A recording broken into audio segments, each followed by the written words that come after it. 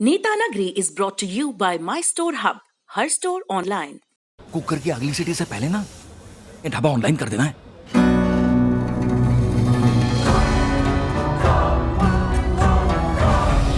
हम हो गए ऑनलाइन। आ गया है माई स्टोर ऐप। ये किसी भी स्टोर को ऑनलाइन करे सिर्फ 15 सेकंड में। माई स्टोर, अब हर स्टोर ऑनलाइन। अगर आपको पता चले कि अगली सुर्खी की तरफ बढ़ते हैं। ये दो राज्यों से जुड़ी हुई है, हरियाणा और पश्चिम बंगाल। एक जगह राजनीतिक हिंसा और एक जगह जो राजनीति का सर्वोच्च स्वरूप है सरकार, उसके स्वास्थ्य को लेकर खतरे की आशंका। मैं बोलने वाला था राजनीतिक हिंसा और राजनीतिक संकट, लेकिन संकट जितना बड़ा अभी वो हुआ नहीं है। वहां पे जेजेपी के ऊपर सौरभ खूब प्रेशर है, विपक्ष की तरफ से नहीं, उनके अपने एमएलएस की तरफ से कि आप विपक्ष की तरफ से भी है। हुड्डा लगातार बयान दे रहे हैं कि ये बीजेपी के कुछ और जेजेपी के काफी विधायक लगातार हमारे संपर्क में। वो उनकी एक टैक्टिक भी हो सकती है टू बिल्ड प्रेशर, क्योंकि वो बहुत दूर की कौड़ी है जो हुड्डा कह रहे हैं। एनीवेज, तो लेकिन जेजेपी के अंदर जो पार्टी डिसिप्लिन है वो हमको बिल्कुल काम करते हुए दिख नहीं रहा है। हम वहाँ के जो एमएलएस हैं वो अपने अलग अलग बयान दे रहे हैं। फिर उसमें चक्कर ये हो गया कि अब दुष्यंत ने होस्ट किया है मनोहर लाल खट्टर को और उनके कैबिनेट को घर में खाना खिलाया, और फिर उन्होंने जाकर के प्रेस को ऐसा बयान दिया कि रॉक सॉलिड मेरा गठबंधन है। लेकिन ये सारी लेकिन जो खबरें आ रही हैं वो खत्म नहीं हो रही हैं। तो ये एक देखने वाली चीज हो जाएगी कि जो अब आते हैं हुड्डा पे, जो आप कह रहे थे कि जो मैथमेटिक्स है, हरियाणा विधानसभा का 90 सीटें हैं वहां पे, 40 बीजेपी के पास है, दुष्यंत चौटाला के पास 10 एमएलए हैं, कांग्रेस के 31 है और निर्दलीय है 7। तो यहाँ अब अगर आप 31 + 10 मतलब ये 41 बनेगा, और 41 और 7 48, और निर्दलीय वहीं जाते हैं जहां सरकार बनती है। तो पहले क्या मतलब जो विपक्ष है, जो जेजेपी को अपनी तरफ खींचने की कोशिश कर रहा है, क्या वो इस तरह का कोई एश्योरेंस देने की स्थिति में है कि आप वो रिस्क लीजिए? चाहे वो जेजेपी को तोड़ने की बात करते हो, चाहे वो निर्दलीयों को ये कहते हो कि अपने जो बोर्ड आपको मिले हुए हैं या जिसका आपको प्रलोभन दिया हुआ है, स्ट्रेट फॉरवर्ड कि क्या वो बीजेपी से बेटर डील दे सकते हैं? ये जब तक कि उनको नहीं बताएंगे, क्योंकि आपको एक आइडिया सेल करना है और आपको एक भाई आपके पास एलआईसी आदमी क्यों करवाता है इंश्योरेंस, कि वो रिस्क अगर मैं लेता हूं, अगर मैं किसी के लिए बुरा बनता हूं तो मुझे मिलेगा क्या। दूसरा, फिर मैं आप मतलब प्लीज बोलिएगा उस पर। दूसरा, मुझे लगता है कि इसलिए भी जेजेपी टूटने से और भूपेंद्र हुड्डा भी बहुत ज्यादा इंटरेस्ट इसलिए बनाने में ले रहे हैं क्योंकि उन्होंने देखा है कि जो बीजेपी से अलग हुआ है उनके साथ में हुआ क्या है। जितनी एजेंसीज हैं काफी वेपनाइज्ड हैं, और ये कह सकते हैं कि हमेशा होता है, लेकिन बड़ा अग्रेसिवली बीजेपी परस्यू करती है एक बार जब आप उनको इरिटेट कर देते हैं तब। जो अभी शिवसेना के साथ अब शुरू हो गया, ईडी के छापे पड़ रहे हैं। आपको क्या लगता है? मैं जब आप ये सब बोल रहे थे, मैं सोच रहा था कि क्या भूपेंद्र हुड्डा एक बड़े पॉलिटिकल स्टंट के लिए तैयार होंगे। That big political stunt is कि बीजेपी दुष्यंत चौटाला को ये कह दे कि तुम सीएम बनो और हम तुम्हें सपोर्ट करेंगे। ये वो प्रपोजल है जो शायद दुष्यंत चौटाला को डिगा दे। एक पॉलिटिकल खामा ख्याली है। डिप्टी सीएम तो वो अभी हैं, मंत्री उनके अभी हैं, चल उनकी अभी खूब रही है। लेकिन देखिए होता क्या है निखिल, की मुख्यमंत्री की कुर्सी बहुत महत्वपूर्ण होती है। मुख्यमंत्री की कुर्सी पर बैठने के बाद आपको जिस किस्म की पॉलिटिकल लेजिटिमेसी मिलती है वो बिल्कुल अलग होती है।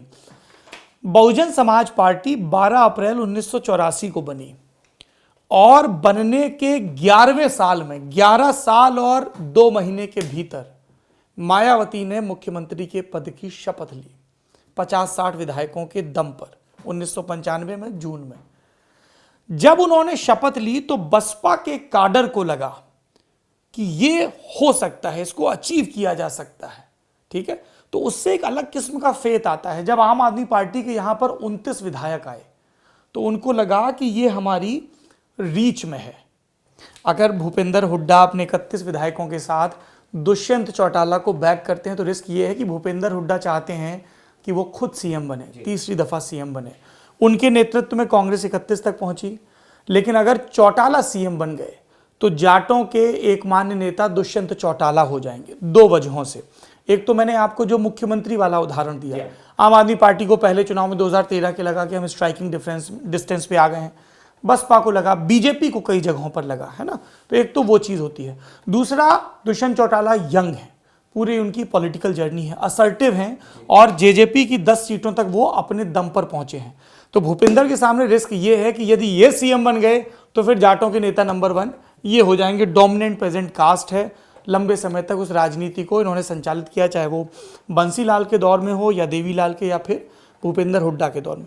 दूसरा रिस्क ये है कि भूपेंद्र हुड्डा मानेसर लैंड स्कैम में घिरे हुए हैं, और ये तो सबको पता है कि जो लोग करप्शन के बड़े आरोपों में घिरे होते हैं उनके इर्द गिर्द राजनीतिक शिकंजा कसना कितना आसान होता है। इसलिए ये पास की दिखते हुए भी दूर की कौड़ी है। तो ये will it be a politically wise move? I think no. देखने में बड़ा वो लग रहा है कि पहले दुश्मन को निपटाओ, लेकिन हुड्डा के दुश्मन नंबर 1 लॉन्गर रन में या हरियाणा के पॉलिटिकल स्पेक्ट्रम को देखते हुए बीजेपी नहीं है, बीजेपी से ज्यादा जेजेपी है, क्योंकि जेजेपी ने कांग्रेस की पाई खाई है। तो एक फैक्टर तो ये है। दूसरा फैक्टर जो हम लोग बात कर रहे थे वो ये है कि अभी भले ही आपने कहा कि कैबिनेट की मीटिंग हुई और सब चीजें कही गई, लेकिन ये कांस्टेंट प्रेशर रहेगा मनोहर लाल खट्टर सरकार के ऊपर, और मनोहर लाल खट्टर सरकार का ये केंद्र पर दबाव है।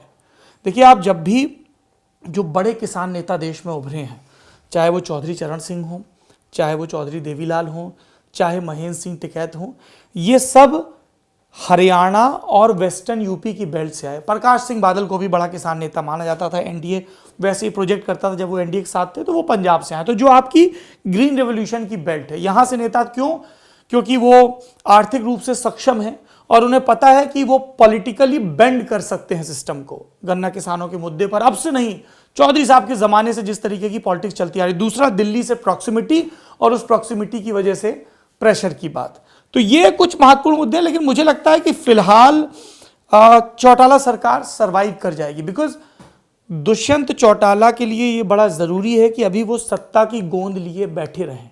हाँ। नया संगठन है, नया रसूख है, और उन्हें अपनी ताकत को इतना प्रभावी करना है कि जब अगली दफा वो विधानसभा चुनाव में उतरे तो वो संसाधन के लिहाज से ज्यादा सक्षम हो और सत्ता के प्रति उनकी ज्यादा गंभीर दावेदारी हो। लेकिन ये दांव उलट भी सकता है, क्योंकि लोग कह सकते हैं किसान की, भाई जब हम संघर्ष कर रहे थे तब तुम कहां थे, तब तो तुम सत्ता की मलाई खा रहे थे। और उनको बिखराव का डर बहुत इसलिए भी लगता होगा क्योंकि उनके 7 एमएलएस ऐसे हैं जो कहीं से आए हैं। तो वो जितना, मतलब वो जिसको कहते हैं ना पॉलिटिकल प्रूडेंस, जो लेकर आई है वो उनको बहुत जल्दी ओरिजिनल इनेलो वाला जीन नहीं है, वो मतलब एक इनेलो लाइट मैक्स प्रो, हाँ, वो पॉपुलर जो का मामला है।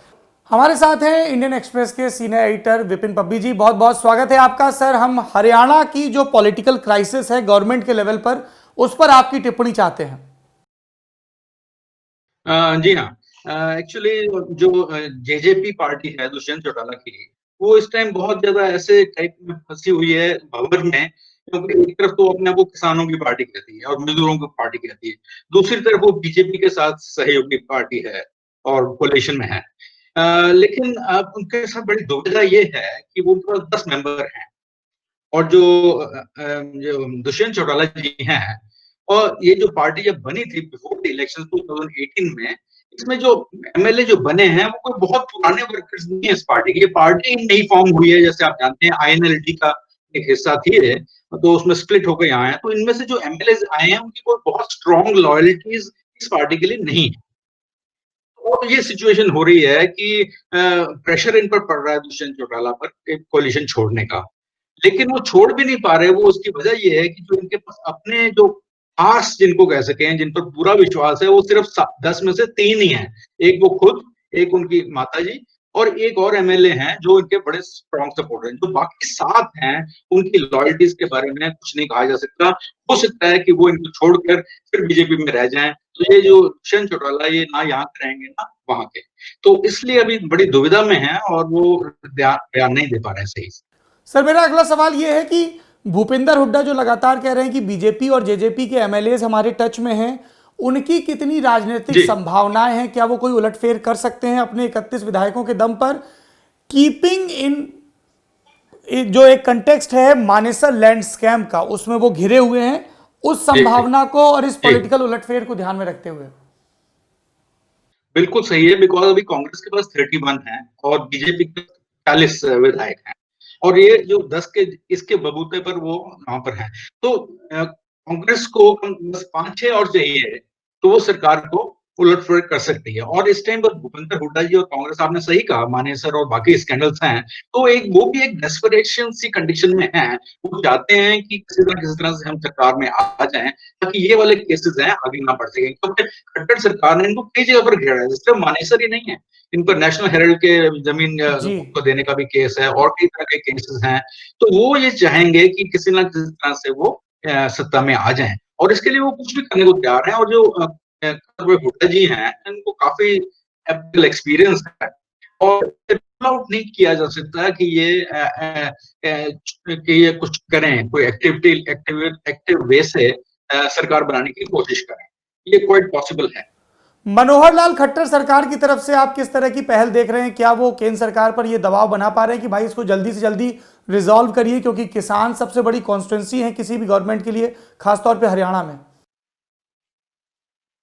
अनफॉर्चुनेटली खट्टर साहब जो हैं, वो खुद इतना ज्यादा, वो वहां पर सेंटर में ज्यादा दबाव बनाने की स्थिति में नहीं है। वो तो जो भी जैसे खुद भी बने हैं, तो मोदी जी की वजह से बने हैं, तो उनका अपना जो है कोई बहुत वो स्ट्रॉन्ग तो है नहीं, तो इसलिए कोई दबाव नहीं डाल सकते। वो उनको कह सकते हैं कि हमारी ये बड़ी सुविधा हो रही है, तो देखिए हमारा क्या हो सकता है, लेकिन उससे ज्यादा वो कुछ नहीं कर सकते। डर उनको ये जरूर हुआ कि अगर ये कोलिशन से अलग हो जाते हैं, अगर जेजेपी अलग हो जाती है, तो संभावना है कि उसमें से 6-7 एमएलए कांग्रेस को मिल जाए और वो अपनी सरकार बना ले। और इनकी भी कोशिश रहेगी कि 5 एमएलए हमें मिल जाए, तो इनको भी 5 ही एमएलए और चाहिए अपने मेजोरिटी के लिए, 6 एमएलए। तो पॉसिबली बड़ा फ्लूइड सी सिचुएशन है इस टाइम पे, तो ये देखना कि आगे क्या कुछ दिनों में क्या राजनीति करवट लेती है। विपिन पब्बी जी, हमसे बात करने के लिए थैंक यू सो मच, बहुत बहुत धन्यवाद आपका। Thank you. Thank you ji, thank you. Nikhil, आप अपनी जुल्फे संभाल लीजिए, फिर हम बात को आगे बढ़ाते हैं। बंगाल लगातार सुर्खियां आ रही हैं, जिस तरीके से टीएमसी और बीजेपी का टकराव हो रहा है, और ये कहने मुझे कोई गुरेज नहीं है, जब भी दो राजनीतिक दलों का टकराव होता है तो पुलिस जिसके साथ है, राज्य में सत्ता जिसकी है, उसका पलड़ा भारी होता है। हमने कई राज्यों में देखा है। तो लोग कह रहे हैं कि अभी वहां बीजेपी वाले पिट रहे हैं। क्यों? क्योंकि ऐसे ही टीएमसी वाले लेफ्ट से पिट पिट के सत्ता में आए, प्रतिरोध की आवाज बने, और वही संभावना बीजेपी को दिख रही है। और ममता के पास ना वो जिसको कहते हैं वो एल्बो रूम अब धीरे धीरे कम होता जाएगा। जो वो उनका हर बार ये होता है कि ये आप ही लोगों ने खुद ही पत्थर चलवा लिए वगैरह वगैरह, उस तरह की बातें ममता बनर्जी करती रही हैं। लेकिन अब जैसे लगातार खबरें आ रही, कहीं भी बीजेपी का प्रोसेशन है, रैली है, कार्यकर्ता जा रहे हैं, रास्ते में जहां जहां टीएमसी के गढ़ हैं वहां पथराव हो रहा है। ये बहुत रेगुलर हो रहा है पैटर्न। तो ये पॉलिटिक्स में ठीक है, इस तरह की चीजें होती भी हैं। मतलब वो जो कह रही हैं वो एकदम आउट ऑफ द वर्ल्ड चीज नहीं, लोग इस तरह की चीजें करते हैं, लेकिन वो आपके जुरिस्डिक्शन में हो रहा है, और वो इतना ब्लेटेंट है कि वो बड़ा स्ट्रॉन्ग विजुअल है, जिसमें कैलाश विजयवर्गीय की गाड़ी के अंदर पत्थर है, वो उनकी विंडशील्ड चटकी हुई है उनकी गाड़ी की, और वो एक हाथ से अपना वो पकड़े हुए हैं। और ये उस दिन हो जाता है जब बीजेपी का नेशनल प्रेसिडेंट बंगाल में है। तो ममता बनर्जी को बहुत गंभीरता से सोचना पड़ेगा कि ये किसी की भी कॉन्स्पिरेसी हो, उनको अगर लगता हो, पर ये हो रहा है उनके आंगन में, और इस तरीके के तर्क देना कि साहब हमें उनके पॉलिटिकल प्रोग्राम के बारे में पता नहीं था, ये मतलब थोड़ा सा बहुत गुप्तचर, मतलब हर पार्टी के होते हैं, वो यहाँ से चले होंगे, उनको पता चल गया होगा। अरे एयरपोर्ट पे ही तो उतरे होंगे ना। हाँ, तो वो भी इंटरनल प्रोटोकॉल होता है कि एक नेशनल पार्टी का प्रेसिडेंट आ रहा है, तो वो सिक्योरिटी का आपका रहता ही है, ठीक ठाक सिक्योरिटी चलती है उनके साथ भी। और एक और चीज जिसको आपको नोटिस करना चाहिए वो ये है कि बीजेपी की तरफ से पुशबैक वाली जो चीज जो आप कह रहे थे, बीजेपी के पास जो कार्डर है वो कौन सा है? वो लेफ्ट का कार्डर है, जो एक टाइम पीटता था टीएमसी को। ठीक है, वो भी चंक है। वो भी देखिए, लेफ्ट के कार्डर का एक बड़ा हिस्सा वहां के ऑब्जर्वर्स ये भी कहते हैं कि जो लेफ्ट के समय चीजें चला रहे थे वही टीएमसी में चले गए, झंडा बदल लिया, डंडा कायम रहा। मैं कह डंडा अभी भी चला रहे हैं। ममता के आने के बाद जितना बच जाता है, फिर उनके लिए उनको कुछ जाने के लिए कोई जगह नहीं थी, क्योंकि उनको पता था कि हम वापस नहीं आ रहे हैं। तो उनको एक मतलब जगह मिली है बीजेपी में अपने लिए। तो टैक्टिक्स वाइज, दिमाग और स्ट्रैटेजी वाइज, वो जो जिसको कहते हैं ना, वो डीएनए वही है। हाँ, टीएमसी का भी डिसरेंटेड कार्डर, प्लस जो अपने आप को एक हिंदू आइडेंटिटी या बंगाली आइडेंटिटी, एंटी ममता आइडेंटिटी के साथ आइडेंटिफाई कर रहा है, वो लेफ्ट के लोग हैं। और लेफ्ट के लोग भी, तो वो ये जानते हैं कि ये जो गेम है ना, ये कैसे होता है। तो जब आप मतलब ये दोनों तरफ से होते हुए देखेंगे, इफ एट ऑल, तब ये बड़ा विभत्स हो जाएगा देखने में। पंचायत चुनाव में हमने देखा था कितनी बुरी तरह हिंसा हुई थी और तब भी टीएमसी पर इल्जाम लगे थे। और एक बड़ी मतलब दुखद चीज है, हमारे यहाँ दिल्ली में डिस्कस करते हुए ये चीज नॉर्मलाइज की जाती है कि पश्चिम बंगाल में राजनीतिक हिंसा बड़ा अरे इतिहास है, इसका मतलब ये थोड़ी, इसका मतलब ये नहीं कि उसको स्वीकार कर लिया स्वीकार के लिए, ये तो तभी भी contempt. Can you imagine this कि फॉर आर्ग्यूमेंट से दिल्ली में स्थानीय निकाय के चुनाव हो और इस तरह की हिंसा हो और आप ओके करते हैं, यूपी में हो, बात ही नहीं होती, हरियाणा में हो, मुंबई में हो, ये आप एक्सेप्ट नहीं करेंगे ना, तो बंगाल में वो क्यों एक्सेप्ट होती रहती है, इसलिए होती रहेगी। पहले लेफ्ट करता रहा, आप टीएमसी कर रहा है, आप कहने साहब ये तो होता ही है। तो ये आर्ग्यूमेंट दुरुस्त नहीं है। आप ये देखिए, मुझे ऐसा लग रहा है ममता बनर्जी वो कार्ड खेल रही हैं जो उनके राजनीतिक सलाहकार प्रशांत किशोर खिलवा रहे हैं। बिहार में इट वॉज बिहारी वर्सेस बाहरी। लोगों ने बाद में 2015 के चुनाव की व्याख्या करते हुए कहा कि एक तरफ नीतीश कुमार का चेहरा, दूसरी तरफ नरेंद्र मोदी और अमित शाह का चेहरा, तो लोग वैसे कंपेयर कर रहे थे।